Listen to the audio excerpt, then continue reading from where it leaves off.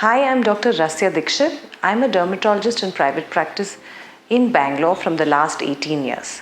What do you do when your teenager wants to experiment with makeup? Usually, it's at the age of teenage when the children are discovering their own identity and then they are fascinated by this world of makeup and they want to try this. Now, there are two aspects to this. There is the dermatological and safety aspect, and then there is the psychological aspect. So, let me talk to you about the safety aspect. Most makeup products, they may contain things which are more sensitizing and irritating to a child's skin. So though the person is a teenager, their skin is still not that of an adult and they might be more sensitive. So products may cause dryness, irritation, and it may cause some kind of inflammation in their skin. So choose products which are gentle on all skin types. That is number one. Second, avoid products which have talc, which have BHA, avoid products which have got lead, mercury, urea. So look at the content and then buy the product for the child. Third, also if the products can be minimized, then that is something that you can encourage your child to do. Second thing that I was telling you about the psychological aspect, because at this time they are growing more aware of their own body, they want to be accepted. Speak to them and understand why they want to use the product. Is it peer pressure? Are they feeling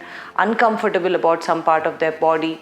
And then give them encouraging, non-judgmental advice like, I think that you look great even with or without makeup, and I like that you're experimenting with makeup. So these kind of tips could help build your child's self-confidence. These are the things that you should look out if your teenager is starting to experiment with makeup. I hope this has been helpful. Keep watching Dr. Circle.